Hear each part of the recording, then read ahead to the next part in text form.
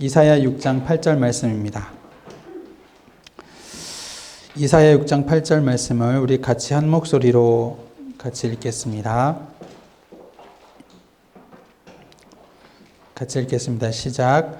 내가 또 주의 목소리를 들으니 주께서 이르시되 내가 누구를 보내며 누가 우리를 위하여 갈고 하시니 그때 내가 이르되 내가 여기 있나이다 나를 보내소서 하였더니 아멘.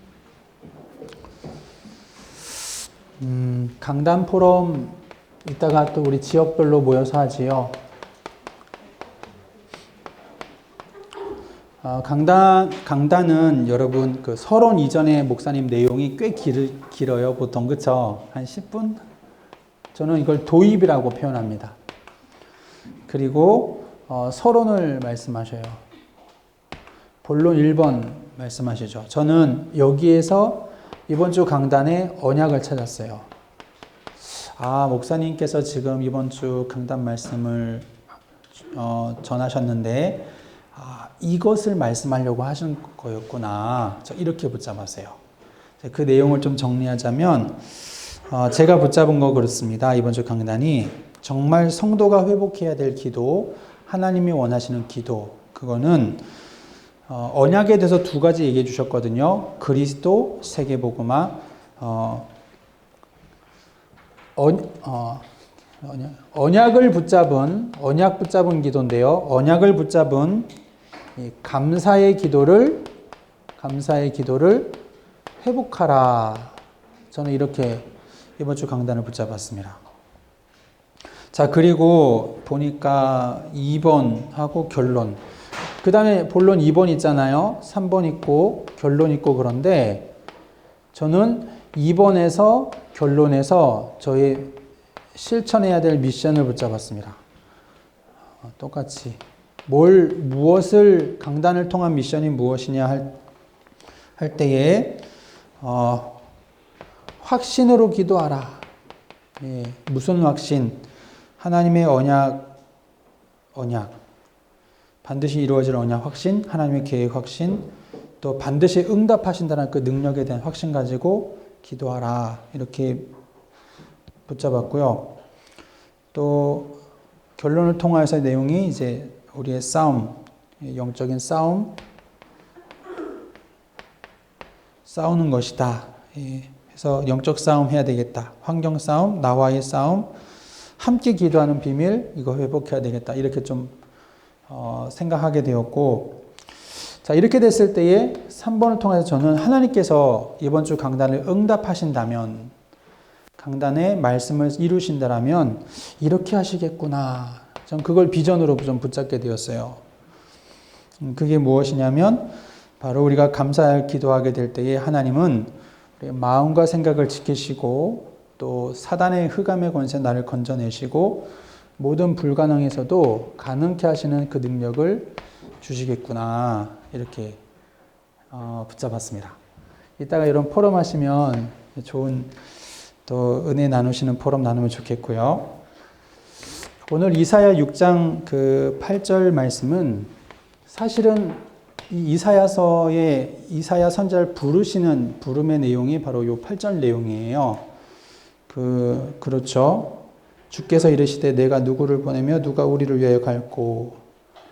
그때 이제 이사야의 고백이 내가 주여 내가 여기 있나이다 나를 보내소서. 그럽니다. 이 시간에 메시지 생각할 때마다 늘 이거 생각합니다. 우리가 지금 복음을 어떻게 이해하고 있을까? 복음에 대해서요. 여러분 그 육신과 물질에 대한 거, 복음 안에서 오는 은혜이고 응답이겠죠. 근데 이것과 정말 영적인 것과 하나님의 세계복음화 언약 성취에 대한 부분하고는 생각할 게 참 많이 있어요. 그래서 오늘 제가 이 말씀 가지고 고민을 좀 해봤습니다. 자, 무엇이냐면 우리 렘넌트들 중에 성경 속에 있는 렘넌트 중에서요. 오늘 보았던 이사야 선지자 구약 성경의 가장 복음서, 구약 성경의 복음서 하면은 이사야서라고 얘기합니다. 그만큼 이사야서는요, 내용도 방대하지만은 그 안에는 예수 그리스도에 대한 그 묘사, 즉 예표되어지는 계시된 말씀이 사실 많이 기록되어 있어요. 뭐 우리가 잘 아는 이사야 7장 14절도 그러했고 이사야 53장인가요? 그 고난 당하는 것도 그렇고 굉장히 그 그리스도에 대한 내용들이 많이 나타난 게 이사야입니다. 근데 이사야가 어떻게 죽는지 여러분 아셔요? 히스기야 왕의 아들 므낫세 왕 때 순교당하는데 그 순교가 그렇죠. 톱으로 몸이 잘려서 죽습니다. 이사야가요. 이사야 다음에 또 예레미야서도 저는 성경 속의 렘넌트니까요. 예레미야는 또 유다 마지막 멸망을 직접 보았던 예고도 했고 그 멸망의 현장을 직접 보았던 선지자죠. 그 시드기야 왕 때에도 늘 감옥에 갇혀요. 맨날 감옥에 갇히고 시위대 뜰에 갇히고 하나님의 말씀을 임하고 그래서 또 올바른 얘기하면 또 그 고난 당하고 또 이스라엘 멸망 보면서 눈물 흘리면서 애가가 나오죠. 눈물의 노래가 나오죠. 그 애가가 예레미야서에는 애가서가 있습니다. 그 유다 백성의 멸망 보면서요. 그 애통했던 눈물도 나오고. 근데 바벨론 안 가요, 사실은. 안 가는데 이 결박당한 채로 계속 끌려다닙니다. 예레미야는 끌려다니면서 나중에는 그 애굽으로 내려가는 도중에 죽었다 이런 표현으로 나오거든요. 그 험한 여정 속에 그냥 죽어요. 그냥 길에서. 그게 이제 예레미야의 모습이죠. 여러분, 열두 사도들도 다 순교합니다. 베드로는 거꾸로 십자가에 매달려 죽고, 안드레는 X자형의 또 형틀에서 죽고, 바돌로메는 아무튼 간에 끔찍해요. 끔찍한데, 12사도도 그렇게 죽어요. 어떤 분이 이렇게 질문하더라고. 뭐라고 질문하냐면, 어째서 하나님께서는 자기를 사랑하는 자, 하나님께서 부르신 자들, 그리고 그 부르심에 충성되이 여기며 나아갔던 이런 사람들을 하나님은 왜 그들을 고난 가운데, 결박 가운데 또 가두시면서요. 그런 비참한 죽음에 하나님은 이르게 하시는가. 그렇게 말하는 사람들도 있더라고요. 거기에 대한 답은 뭘까요? 답은 몰라요. 다는 몰라요. 왜 하나님이 그렇게 하시는지 다는 모르는 부분이 있어요. 그러나 하나님의 우리가 다 이해할 수 없는 하나님의 놀라운 계획 그건 있겠죠. 특별히 하나님의 언약 성취, 구원의 계획, 세계복음화라는 언약 성취하고는 관련되어 있다라고 봅니다. 이들의 죽음이 헛되진 않았어요. 절대로. 그렇게 비참을 당했지만은 이들이 전했던 이 복음과 내용들, 하나님 앞에 쓰임 받았던 것들은 어마어마합니다. 여러분은요. 복음에 대해서 지금 생각하면서요, 이 고민을 지금 하고 있는 거예요. 복음에 대해서. 저는 복음서 가운데 보면 거지 나사로 이야기 나옵니다. 나사로와 부자 이야기. 예수님께서 이 이야기를 왜 하셨는지 알죠? 이거 실제 있었던 사람들 얘기가 아니라 예수님께서 비유로 하신 얘기예요. 이 얘기인데 이 얘기는 누가복음 16장 14절에 보면은 예수님께서 이 이야기를 왜 하셨는지를 언급하고 있어요. 왜 하셨느냐? 이 이야기를 할 때에 바리새인들은 돈을 좋아하는 자들이라 하시고 이 말씀을 전하셔요. 암만 돈 좋아해도 아니라는 거죠. 암만 호화로이 살아도 지옥이라는 거죠. 예수님께서 하신 의도는 분명히 이게 있어요. 근데 이걸 두고 해석이 어떻게 나뉘냐면 첫 번째 해석이 이런 해석이 있습니다. 그건 이제 본래 성경의 본문에 대한 내용이고 어떤 분은 이 부자 나사로 이야기할 때에 나사로는 믿음의 사람인데 뭐가 없었느냐? 믿음이 부족했다. 너무나 믿음이 부족했다. 하나님의 은혜와 축복을 누리지 못할 만큼.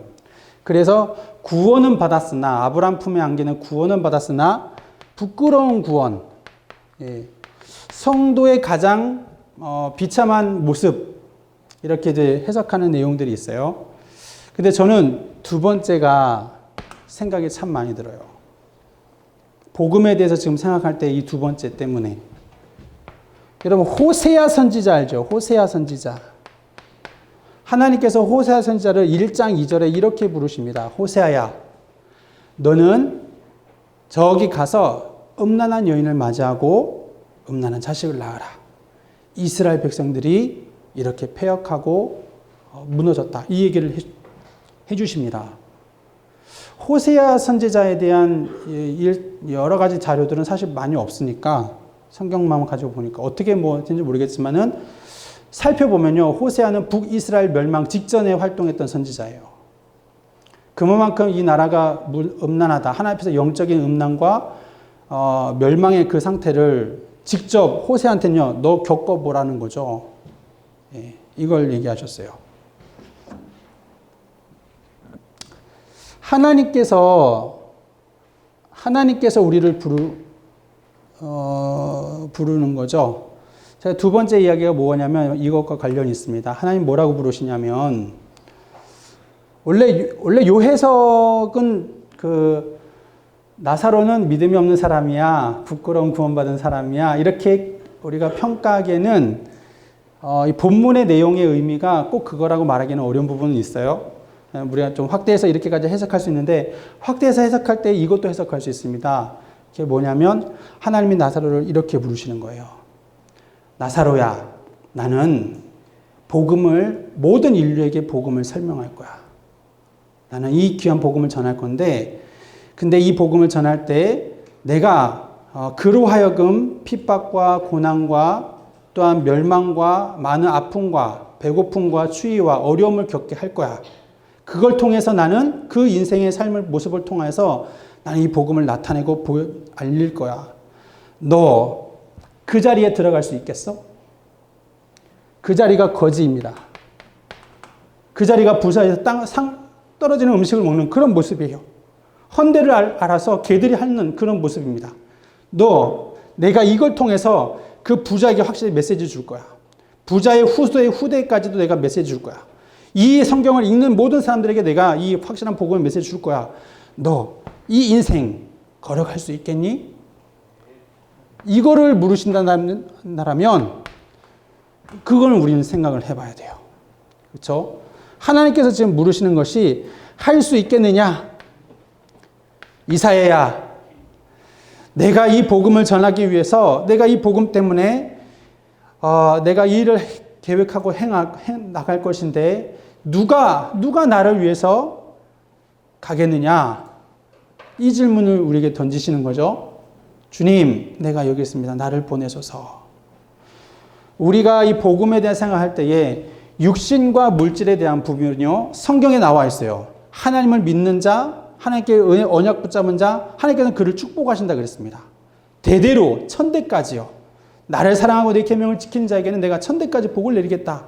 심지어 그 사람은요, 장수하리라. 모든 사람에게 은혜와 그 은혜 입을 만큼 이렇게 하는 말씀도 하셨어요. 그런데 하나님은 언약 성취를 위해서 몇몇 렘넌트들은 이렇게 하셨어요. 그가 뭐 누군지는 다는 모르겠지만 우리가 일부 봤지만요.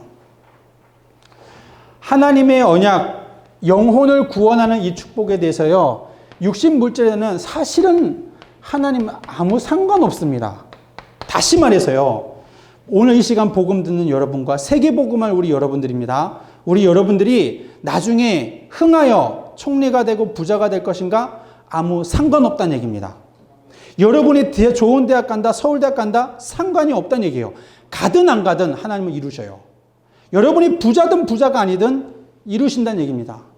여러분이 거저도 이루시고 여러분이 아무리 미련해도 이루셔요. 하나님의 언약은, 여러분이 있는 언약은 그거예요. 이거란 얘기예요.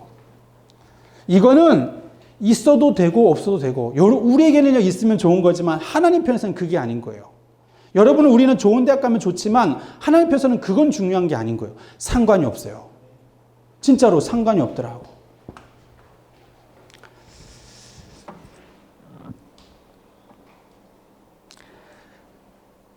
우리 복음에 대해서 저는 자꾸 고민을 좀 많이 하게 되어집니다. 우리가 가진 복음이 어떤가. 자, 우리 이 시간 제가 기도로 마치지 않고 영상 하나로 마치려고 해요. 불 꺼주시고 준비되었으면 우리 영상 같이 보도록 할 건데, 귀한 은혜 받는 시간 되길 바랍니다.